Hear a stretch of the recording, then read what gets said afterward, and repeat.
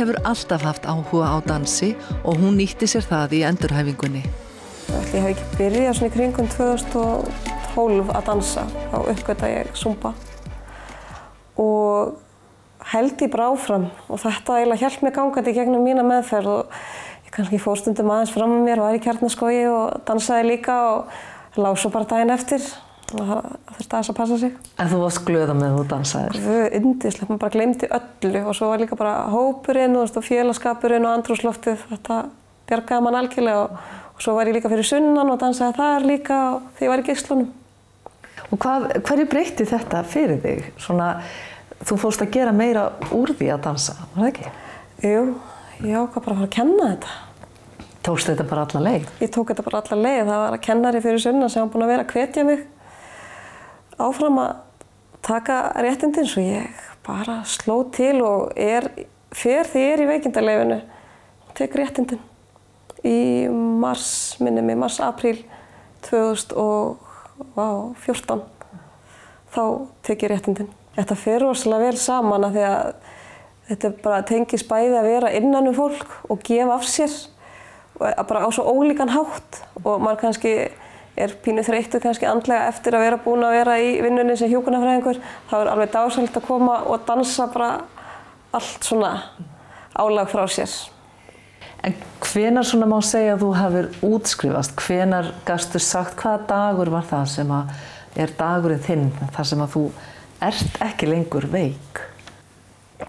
Já, ég var auðvitað alltaf í reglulega eftirliti og þurfti að fara í svona skönn, sneiðmyndaskönn og það var fyrst á hálfsársfresti en svo var það aðeins lengt og svo 2017 í lok júlí þá fæ ég bara grænt ljós og ég þurfi bara ekkert að mæta lengur og já, en get alltaf leitað til þeirra ef það er eitthvað og það var æðislegur dagur. Var það ekki? Jú, ég man samt ekkert hvað við gerðum en ég man bara, ég var með kærastanum mínum, hann kom með mér og við bara fögnuðum bara með því að vera bara saman. Og tölum aðeins kærastanum þinn? Já, gera það. Þú kynnist honum 2015, er það ekki? Jú. Þú ætlaðir ekkert endilega að fara í samband, var það? Nei, ég var komið svo nóg að þessu. Ég ætlaði bara að vera ein, er það ekki alltaf þá sem þetta gerist? Og hvað gerðist? Hann. Ég prófaði þetta Tinder en var eitthvað mjög skeptísk á þetta og ég sá ekki tilganginn í þessu og bara af hverju að nenna þessu og þá segir mamma svona við mig, er þetta eitthvað verra en eitthvað annað? Og ég sem sagt lá inn á spítala á þessum tíma og ég eitthvað að skoða þetta, kemst svo norður á mánudegi og bara ákveði, nú ætla ég að eyða þessu úr símanum. Skoða þetta kannski aðeins en svo eyði ég þessu. Þá poppar hann upp og það voru smá tæknilegir örðurleikar, ég ítti óvart á eða svona svæpað óvart, súperlæk á hann. Það átti ekki að gerast. En við fengum match og hittumst bara 2 dögum seinna og já. Og þið eru búin að vera saman síðan? Já. Hún var í meðferð í sjúkrahúsinu fyrir sunnan á húðinni og svo sem var eiginlega ekkert mjög lítið í krabbameinsmeðferðin eftir að við kynnumst. Hún var aðalega bara í tékkinu og svo var látið að kíka þarna á hálsinn á sér, þarna að skera einu sinni í hana aftur þegar hún hélt að hún var að fá einhvern svona nút eða kom nútur.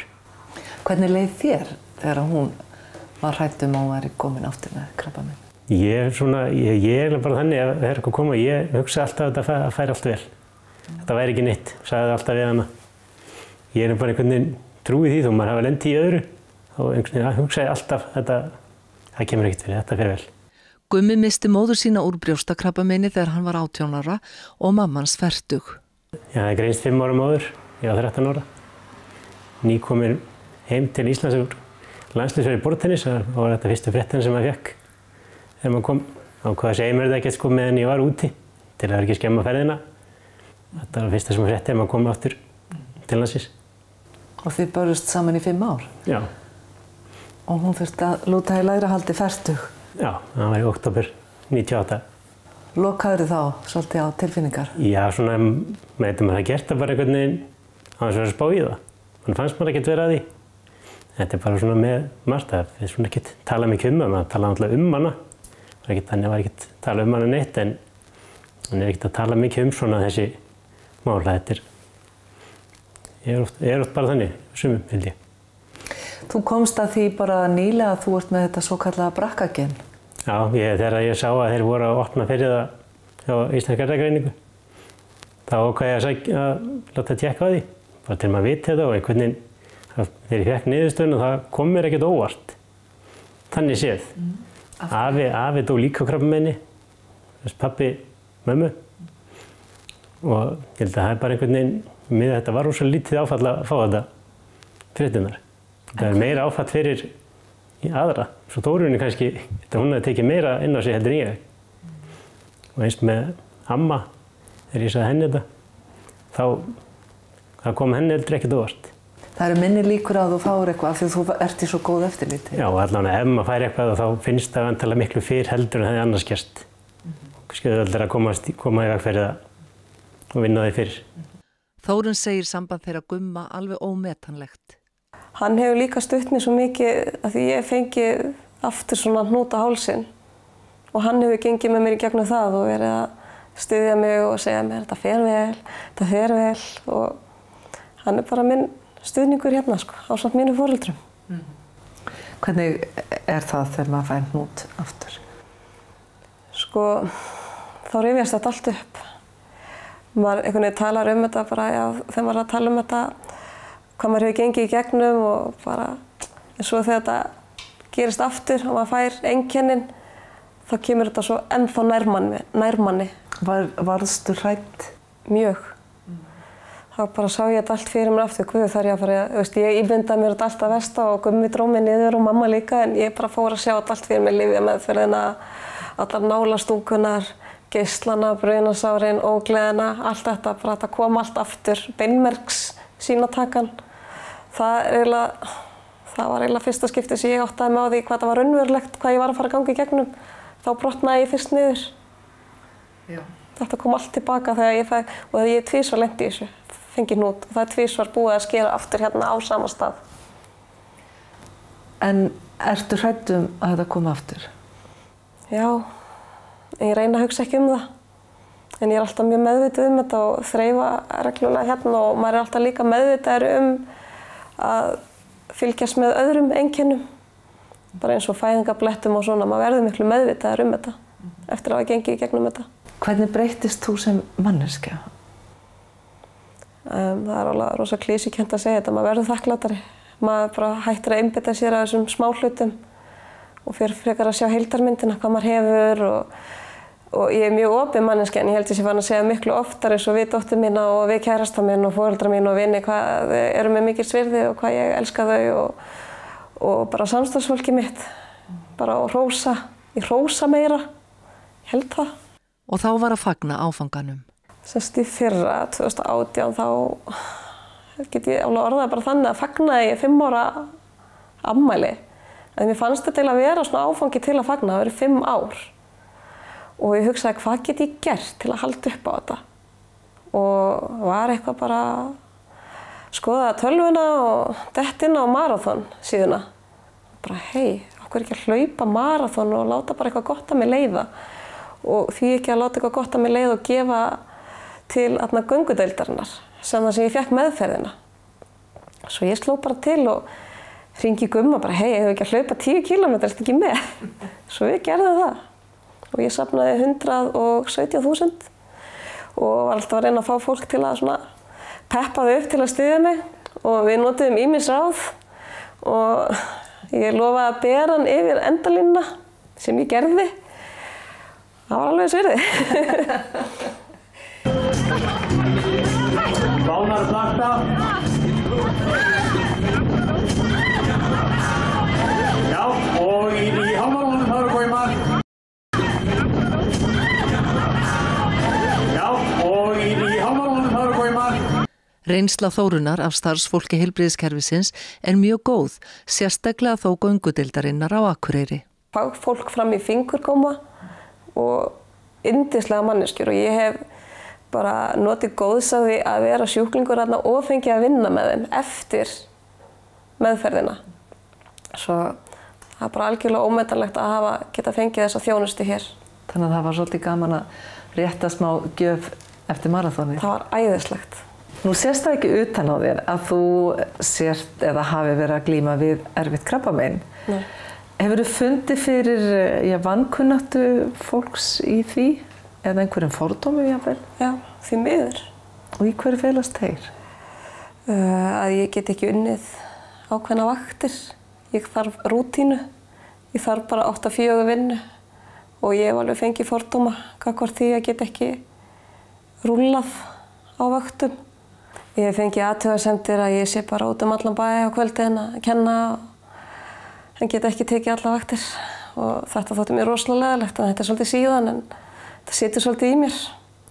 En ég hvíli mig alltaf fyrir kennslu og passa upp á mig sko. Ég mæti ekkert, ég er ekkert allan daginn svona úberhress, ég þarf að hvíla mig og svo gef ég allt í þetta í þessa klukkutíma kennslu. Svo fer ég bara heim og hvíli mig og þetta er líka mitt andlega batteri, kennslan og mín líkamsvakt líka. En treystir þið til þess að segja það við fólk? Segja fólki hvernig lífið þetta er í raun og veru? Já, en samt hef ég upplifað svona pína ég skammist mér fyrir það. Af hverju get ég ekki gert þetta? Af hverju get ég ekki unnið alla vaktir? Og það er bara þessi þreyta sem eru eftirstöðanar af þessari meðferð sem ég er bara búin að vera að kljást við. Og fólk sem er nálægt mér eins og kærasti minn og dóttir mín, þau sjá þetta alveg og upplifa þetta. Ég stundum bara ligg hérna og sef og þarf að hvíla mig og ef ég er að fara eitthvað út á kvöldin þá þarf ég að hvíla mig. Það er bara því að fólk sér þetta ekki hérna. Það sér mig bara, út í bæ, það áttar að sé kannski ekkert á þessu. En þetta er kannski ekki mannvonskapur meira vanþekking? Algjörlega, alveg klárlega. Mér finnst það æði, bara að sjá mömmu svona glaða. Það er bara pínu skrítið. Já, hvað er skrítið við það? Að bara, mér líður eins og hafi bara gerst í gær þegar mamma og ég vorum í Kjarnaskógi, við vorum að hreyfa okkur, en núna er hún ekki lengur með krabbamein, núna er hún bara heilbrigð, við förum endur í Kjarnaskó, en mér finnst það bara pínu skrítið, mér líður eins og hafi gerst í gær. Hvernig sér þú framtíðina? Bara að mamma mun ekki fá henni meira krabbamein, hún verður bara ennþá heilbrigð og ég var líka heilbrigð með henni. Ég sé það þannig. Maður svona bara spáir í þetta þannig að reyna að lifa þess lífinu. Ekki passa þess að gera eitthvað skemmtilegt líka. Ekki bara eitthvað leiðilegt. Heldur að þið sjáið lífið öðruvísi heldur en aðrir sem hafa ekki þessa reynslu? Já, ég held að allir sem hafa gengið í gegnum að missa einhvern mjög nákomið sér eða hafa veikst alvarlega. Þeir gera það bara öðruvísi. Þetta sé bara þannig. Alveg potið. Talið þið mikið saman? Já, hún er búin að ná að tósa svolítið mikið upp á mér þessi ár. Alltaf meira og meira.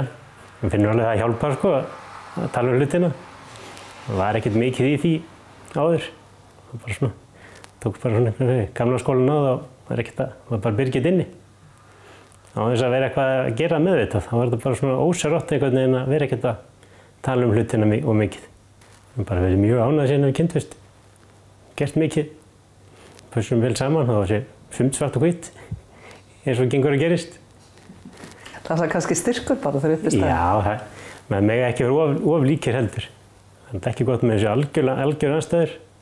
Það mega ekki vera alveg eins, en hafa mjög margt svona sameiginlegt. Eins og bara hvernig með hreyfingu og það líka það sé svona sameiginlega áhugamáli að fara út að hreyfa sig eða að gera eitthvað. Eins og taka það saman þátt í Reykjavíkurmaraþoninu. Sem dæmi. Hélst hún myndi halda á þér yfir línuna?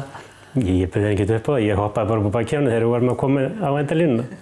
Hún held að hann hafi verið búin að gleyma því þegar við vorum að koma þarna að. Ég sé fyrir mér bara dans og gleði og jafnvel einhverjir flutningar vonandi. Okkur langar að flytja til Spánar. Langar svolítið að læra spænsku. Svona kannski komast aðeins nær upprunanum. Hvar er upprunnin þinn? Upprunnin þinn er Kólumbía. Svo mér langar svolítið að kannski læra mitt svona móðurmál. Hefurðu einhver ráð til þess sem er að greinast núna með Hodgkins? Já, bara horfa á björtu hliðarnar. Þetta er ekki endalokin og það er líf eftir þetta. Og það er allt hægt.